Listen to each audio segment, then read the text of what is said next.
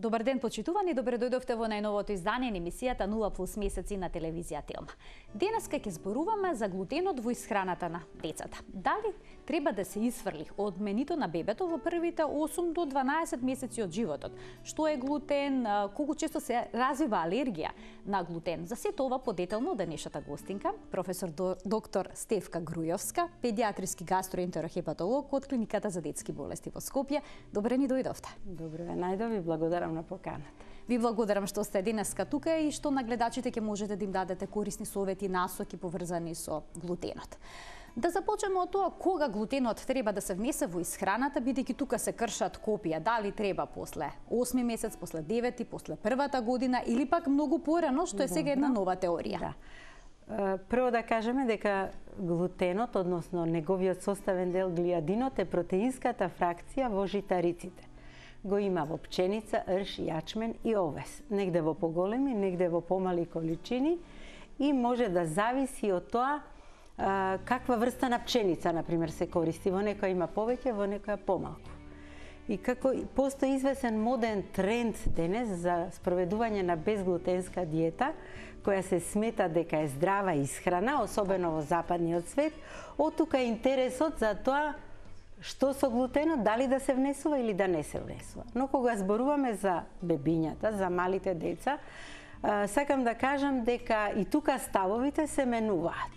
Односно се менуваат врз основа на испитувања. Најновите ставови на испитувања кои што се спроведени во последните години е дека глутенот треба да се внесе меѓу 4-тиот и 6-тиот месец од животот во време кога детето уште се дои, мајката го дои.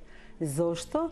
Затоа што е докажано дека мајчиното млеко создава известна орална, да речеме, толеранција кон антигените на храната. Сета храна што ја внесуваме е антиген, практично значи е непозната за гастроинтестиналниот тракт.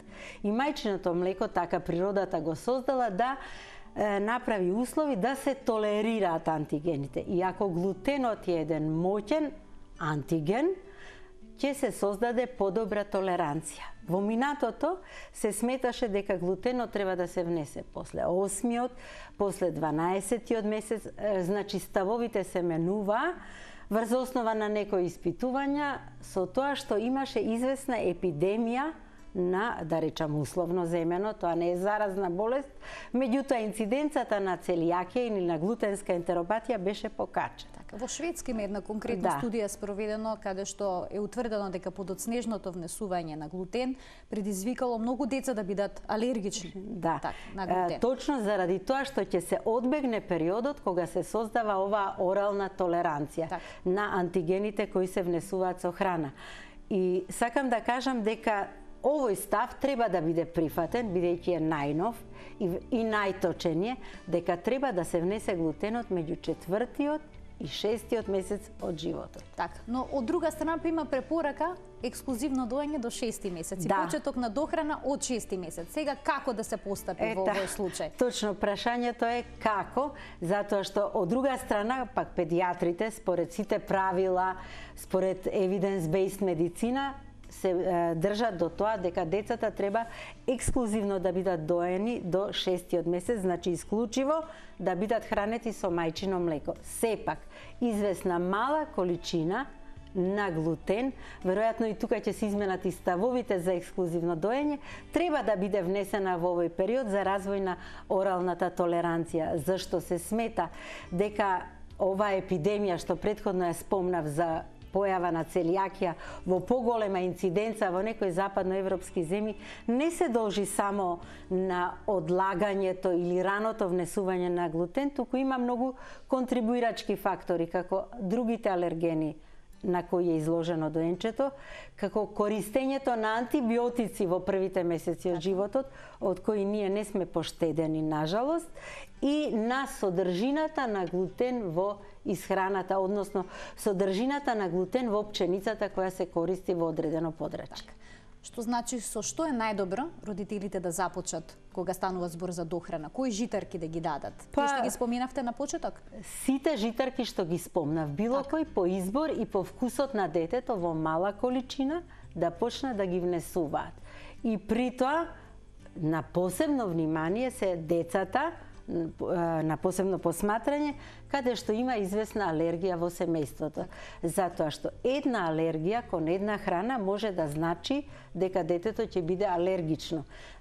И кон глутенот, зашто глутенска ентеропатија практично е една автоимуна, една алергиска реакција која се должи на известна антигена структура на организмот, на известна HLA констелација или како би рекле ткивна припадност која се наследува од родителите, на глиадинот и на одредени други околности недоволно познати и недоволно испитани кои што ќе испровоцира да се појави болеста.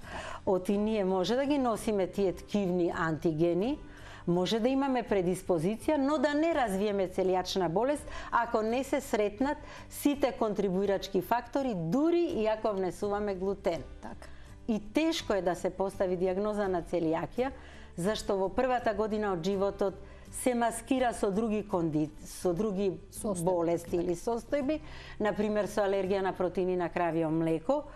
Покасно, во еден одреден временски период, полесно ја препознаваме, барем ние што работиме со оваа болест, имаме поголемо искуство, заради тоа што најчесто се карактеризира со ненапредување, со слабокрвност, но симптомите понекогаш се маскирани и не се препознаваат со години, па пациентите првпат се јавуваат на лекар на возраст од 10 години, на возраст од 12-15 години заради низок раст, заради анемија, заради пореметување во дентицијата, заради надуеност на стомакот, заради болки во зглобови, заради чувство на замор, заради болест на тироидната жлезда, заради болести на црниот дроб.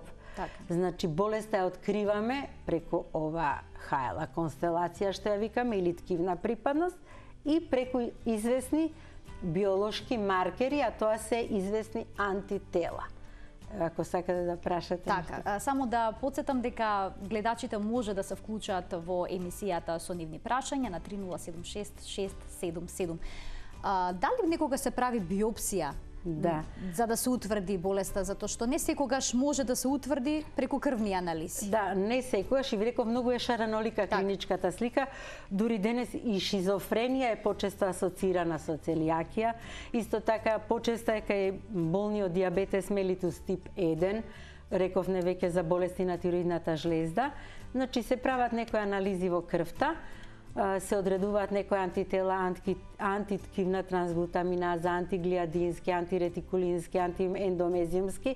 Еден дел од рутинските антитела се работат и во нашава држава, но секако златен стандард е тенкоцревна биопсија, која што ќе го покаже степенот на нарушување на цревната слузница.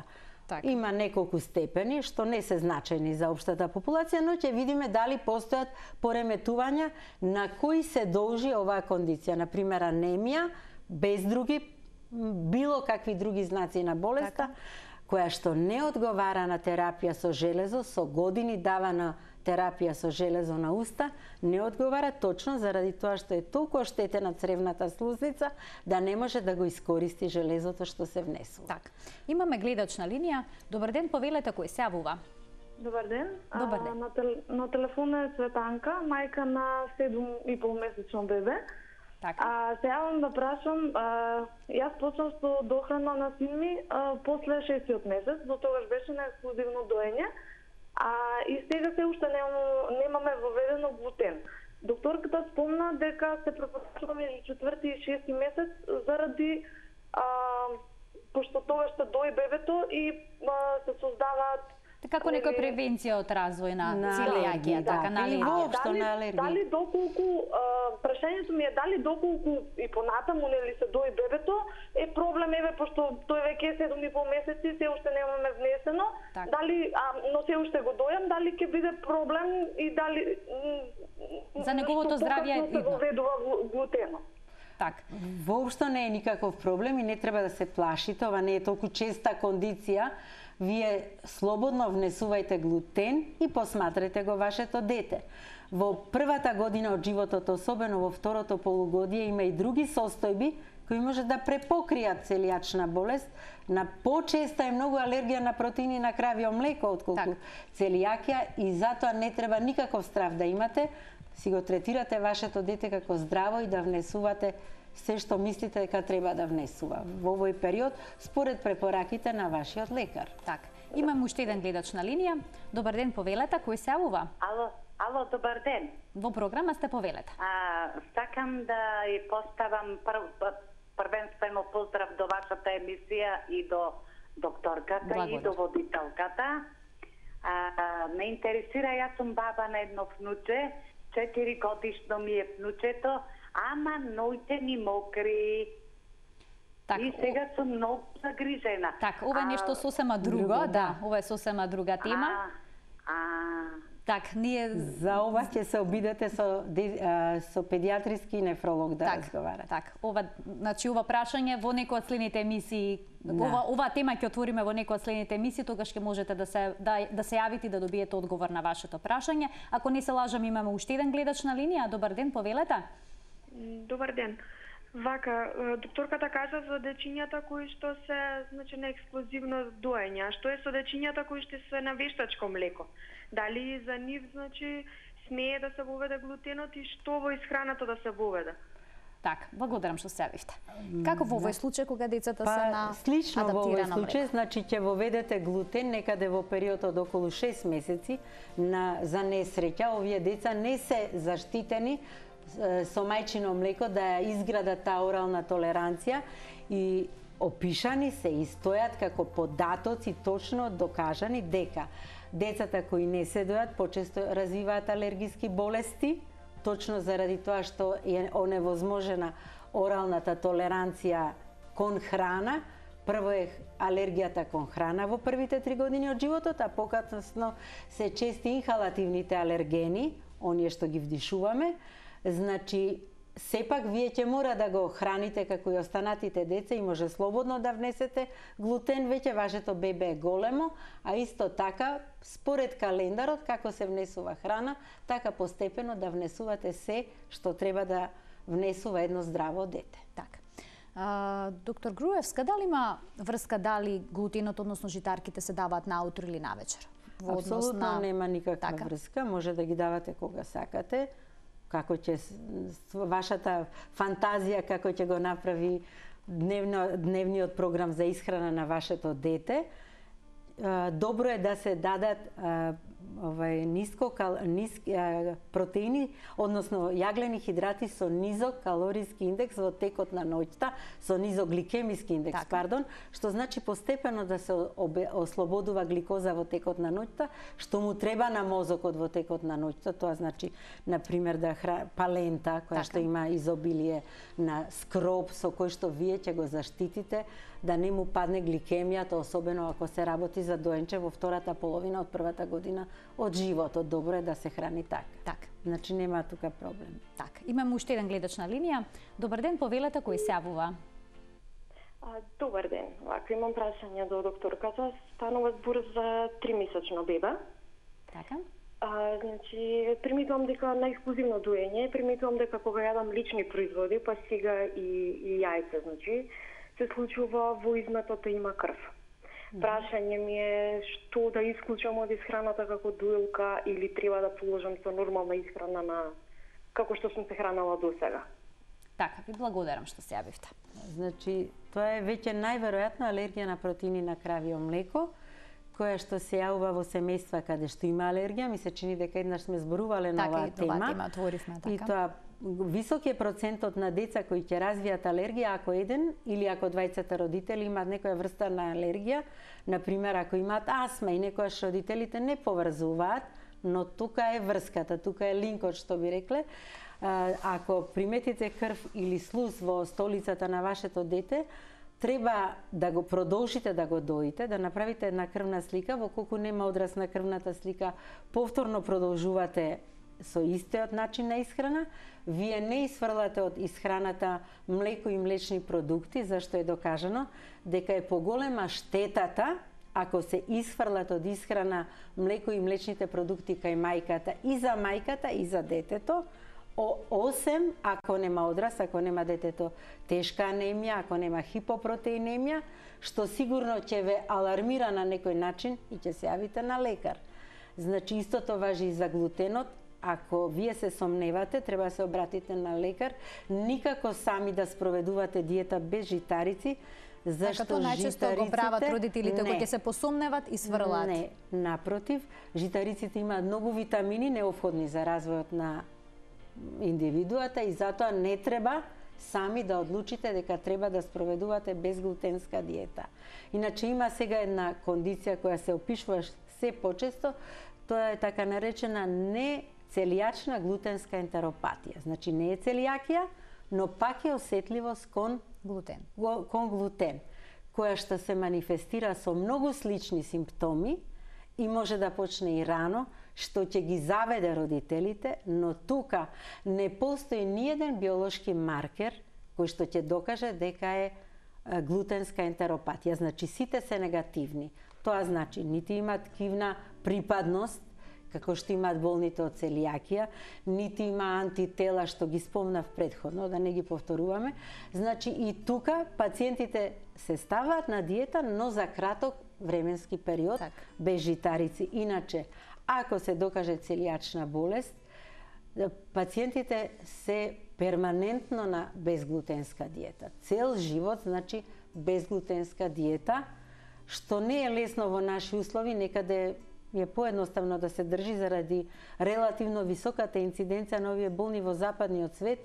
На сите продукти пишува има или нема глутен, тогаш е полесно да се спроведе диетата. Но кај нас тоа не е баш така. Е малце потешко и затоа само ако треба, ако лекарот рече дека треба. Само доколку е неопходно. Иначе не. Така. Имаме уште еден гледач на линија. Добар ден, повелете. Дали се слушаме? Имаме ли гледачот се уште на линија, режија? Или да продолжиме понатаму, па доколку во текот на емисијата се вклучи, ќе може да го постави своето прашање. Дали видот на житарките што се конзумираат и нивната количина влијаат врз развивањето на алергија? Да, секако. Ако во житарката има поголема концентрација на глутен, што реков, на што се должат известни вака порасти на инциденцата на болеста, веројатно се должат на тоа што некои житарки содржат поголема концентрација на глутен, а исто така во храната што ја користат пациентите со целијакија мора да пишува, има одреден минимум кој што мора да биде запазен, значи известно ниво на глутен тие може да толерираат, но тоа е многу мало. И не е важно за општата популација, но да знаат дека може да има трагови, да речеме, на глутен. Бидејќи во пченката има сосема мала количина, но таа ја толерираат одлично таа исхрана со пченка пациентите. Така. Дали житарките треба да бидат комбинирани и кога треба бидат комбинирани со кравио млеко? Ова е едно прашање кое што доста често го поставуваат мајките. Може да бидат комбинирани, а и не мора. Тоа е прашање на избор. А кога со кравио млеко? Исто така е прашање зашто Светска здравствена организација и сите педиатриски асоциации сега го одлагаат внесувањето на кравиото млеко за после втората година од животот, значи вие ќе треба да ја спремите житарката со некоја адаптирана формула, што е малце потешко бидејќи житарките термички не се обработуваат, не може да се вари ништо со нив. Затоа значи може и во каква комбинација сакате, но малце покасно, тоа со кравио млеко. Колку често имате пациенти во Македонија кои што се обраќаат за проблем со глутен, за конкретно со целијаки? Да, правата инциденца не би можела да ја кажам, немаме некои статистички податоци сигурни. Сигурна сум дека добар дел од пациентите не се диагностицираат. Извесен број на пациенти се диагностицираат на клиниката за детски болести, но извесен и на клиниката за гастроентерохепатологија, бидејќи го поминале периодот кога требале да се диагностицираат и од некои непознати причини организмот се адаптирал на извесен начин на оваа кондиција, па има меѓу нив и пациенти кои што се дебели, значи ако е цревото тенко, има пациенти кои немаат проливи, туку имаат обстипација, запек, има пациенти кои немаат никакви гастроинтестинални симптоми, а имаат болест на тироидната жлезда, ви реков, болест на црниот дроб, анемија, остеопороза. Еден млад човек кој што има остеопороза, секако треба да се испита да не се работи за целијачна болест. Так, може ли спонтано да се надмина Не може. оваа болест? Не. Так. Не. Дали се примаат лекарства поврзани Не, со... лекарства се примаат во одредени тешки кондиции, во така наречена целијачна криза, Така. кога пациентите заради тоа што не се диагностицирани навреме, губат многу во телесната тежина, имаат сериозни електролитни нарушувања и тогаш е неопходно да се дадат некои лекови, иначе единствен лек е диетата. Но сепак и тоа не е едноставно да се спроведува во наши услови, перманентна диета, заради предизвиците кај децата, од околината, заради одењето во градинка, во училиште и така натака. Значи, не е едноставно, но ако ги убедите пациентите, секако дека ќе спроведуваат прво семејството, Така. зашто ризиците за покасно во животот постојат. Да развијат целијачна криза, да развијат малигном на гастроинтестиналниот тракт, да развијат сериозна болест на тироидната жлезда, автоимун хепатитис и така натаму. Така, сериозни состојби. Состојби. На која возраст кај бебињата прв пат се забележуваат првите симптоми? Кога родителите може да се посомневаат? Дали кај 9-тиот месец или малку некаде подоцна? околу година, да речеме, и најтипична клиничка слика е надоен стомак, ама сите бебиња имаат големо Така, меше. тоа сакав да ве прашам И како да тука направат веќе, разлика. Ако застане во тежина, ако не напредува, а тогаш очекуваме дека напредуваат децата во тежина, ако развие анемија, ако е плачливо, вознемирено, ако е тажно, исто така еден од симптомите, адинамично, ако има бројни столици, ако одбива да јаде, значи многу се симптомите шаренолики, така имаме една лепеза, но ако се јавуваат кај матичен лекар на редовни контроли, и матичниот лекар сигурно ќе Така. препознае и ќе се посомнева. Так. И бидејќи имаме малку време до самиот крај, имаше мајки кои што поставуваа прашања на социјалните мрежи поврзани со кравиото млеко, со јогуртот, со киселото млеко. Да воведем две прашања поврзани со таа тема. Кога може да се внесе јогурт и кисело млеко во исхраната на детето? Сето тоа е кравио млеко. Така. И јогуртот, и киселото млеко, и пресното што го викаме Значи, ние млеко. нема голема разлика помеѓу ферментирани... Она што предизвикува алергија Така? е протеинот. Протеинот е секаде еднаков. Во кравиото млеко и во јогуртот има помалце лактоза. Тоа е млечниот шеќер.